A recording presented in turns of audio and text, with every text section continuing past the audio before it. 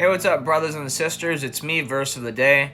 I hope you've been well, and I hope you've been blessed. In today's Bible study, we're going to go over the topic of demon possession. We're specifically going to study Matthew 8 in another video, but we are going to use it as a platform for what we're talking about today. So with that being said, let's get started with Matthew chapter 8. So in Matthew chapter 8, starting at verse 31, we read that the demons begged him, saying, "If you cast us out, send us away into the herd of pigs." And he said to them, "Go."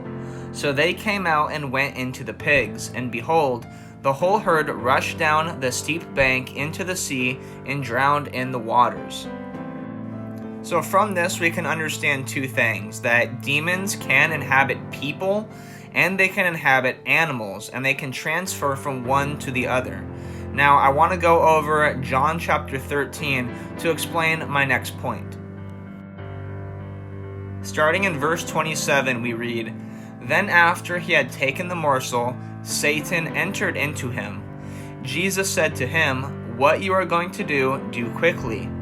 Now, no one at the table knew why he said this to him. Some thought because that Judas had the money bag, Jesus was telling him, 'Buy what we need for the feast,' or that he should give something to the poor." We notice something very interesting here. So we understand that demons can inhabit people and animals, but Satan himself can inhabit people and apparently animals, for he is called the serpent and the great dragon. So that brings me to my final point, which we find in Revelation chapter 13.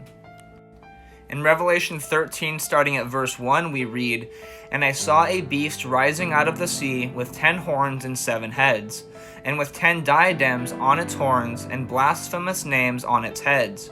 And the beast that I saw was like a leopard. Its feet were like a bear's, and its mouth was like a lion's mouth. And to it the dragon gave his power and his throne and great authority."